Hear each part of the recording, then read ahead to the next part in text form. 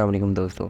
आज हम एपिसोड 9 के बारे में बात करेंगे, जिसके अंदर हम हज़रत मोहम्मद सल्लल्लाहु अलैहि वसल्लम के जिद्द अमजद अब्दुल मुत्तलिब की वफ़ात और आप सल्लल्लाहु अलैहि वसल्लम के चचा अबू तालिब की कफ़ालत और आप सल्लल्लाहु अलैहि वसल्लम का सफ़र बजानिब शाम की तरफ देखेंगे। हज़रत मोहम्मद सल्लल्लाहु अलैहि वसल्लम 8 साल के थे कि आपके दादा अब्दुल मुत्तलिब साहिब फ़ेल का वाक़े के 8 साल बाद 578 ईस्वी में इंतकाल फरमा गए। उस वक्त उनकी उम्र 110 साल और बकौले बाद उससे भी ज़्यादा थी। बवक्त इंतकाल हज़रत मोहम्मद सल्लल्लाहु अलैहि वसल्लम उनकी चारपाई के करीब बैठे रो रहे थे। वह अहले मक्का के कब्रिस्तान वाक़या हजून में जो मक्का की बुलंदी पर एक पहाड़ी है, अपने दादा अक्सा की कब्र के करीब दफन किए गए। जब उनका वक्त करीब आया तो उन्होंने हज़रत मोहम्मद सल्लल्लाहु अलैहि वसल्लम को आपके हकीकी चचा अबू तालिब के सुपुर्द कर दिया। उनका नाम अब्द मनाफ और अब्द काबा था। वो बहुत करीमुन नफ्स और फराख दिल इंसान लेकिन कसीरुल औलिया और गरीब थे। वो हज़रत मोहम्मद सल्लल्लाहु अलैहि वसल्लम की वजह से बहुत खैर और बरकत महसूस करते थे और आपसे भी बहुत मोहब्बत करते थे। इसीलिए वो हज़रत मोहम्मद सल्लल्लाहु अलैहि वसल्लम को अपने बराबर सुलाते और बाहर निकलते तो आपको साथ लेकर निकलते थे। अब्दुल मुत्तलिब ने अपनी वसीयत में अबू तालिब को आब ज़मज़म पिलाने की खिदमत सपुर्द की और अपने दूसरे फर्जंद ज़ुबैर को हुकूमत खाना काबा से मुतल्लक अमूर का निसार एहतमाम सपुर्द किया। उसी साल हातिम ताई और कसरा नौशिरवान शाह फारिस का इंतकाल हुआ। इब्ने असाकर ने हलीमा बिन अरफता की रिवायत से बयान किया है कि मैं मक्का में हाजिर हुआ तो अहले मक्का को कहर में मुबतला पाया।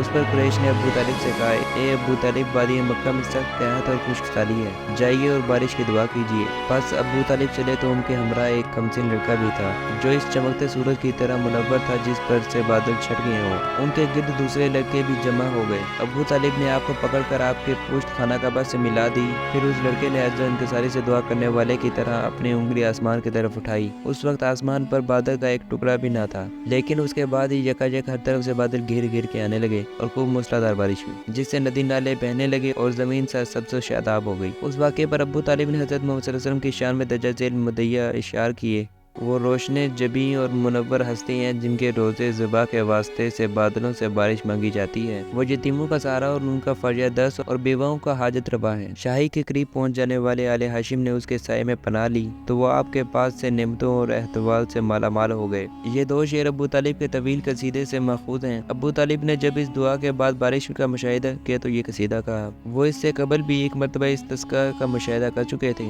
जैसा कि खताबी ने एक हदीस बयान की है कि अब्दुल मुत्तलिब की जिंदगी में 16 साल तक खुश्कसाली रही और तमाम कुरैश अबू कबीस पहाड़ पर चढ़ गए जहां अब्दुल मुत्तलिब खड़े हुए और हज़रत मोहम्मद सल्लल्लाहु अलैहि वसल्लम को अपने कंधों पर उठा लिया। उस वक्त आप एक कमसिन लड़के थे। फिर उन्होंने दुआ मांगी तो जो कबूल हुई और उसी वक्त बारिश हुई। अबू तालिब के इस मिसरे में इसी तरफ इशारा था। कदीम ज़माना जाहिलियत में बारिश तलब करने का तरीका इसके बरक्स था। वो ये कि जब मुतवातिर कहत रूनुमा होता और बारिश की शदीद ज़रूरत महसूस होती तो वो लोग एक गाय की दुम और सिंगों में सिला और अशर नामी 2 दरख्तों की शाखें लटका देते। फिर उसे किसी संगला को दुश्वार गुजार पहाड़ पर ले जाते थे। उसके बच्चे उससे अलहदा कर देते और उन शाखों में आग लगाकर गाय को मगरिब की सिमत हाँक देते। ये आग उनके यहाँ तलबे बरा की आग कहलाती थी। इब्न अबी अल हदीद कहते हैं कि वो लोग गाय की दुम में इसलिए आग लगाते थे कि वो उस आग से आसमानी बिजली चमकने का शगुन लेते थे। फिर वो तज़र्रुज़ारी से दुआ मांगते। वो ये समझते थे कि इस तरीके से बारिश हो जाएगी। हज़रत मोहम्मद सल्लल्लाहु अलैहि वसल्लम के वालिद माजिद अब्दुल्ला और चचा अबू तालिब एक माँ के औलाद थे। एक रवायत है कि एक मरतबा अबू तालिब ने अपने भाई अब्बास से कहा कि क्या मैं आपको हज़रत मोहम्मद सल्लल्लाहु अलैहि वसल्लम की वो बातें ना बता दूं जो मैंने इस बच्चे में देखी हैं। हज़रत अब्बास रज़ियल्लाहु अन्हु ने कहा, ज़रूर बताएं। फरमाया, मैंने इस फर्जंद को अपनी कफालत में लिया तो शब रोज़ मैं किसी वक्त भी इसे अपने से जुदा ना करता था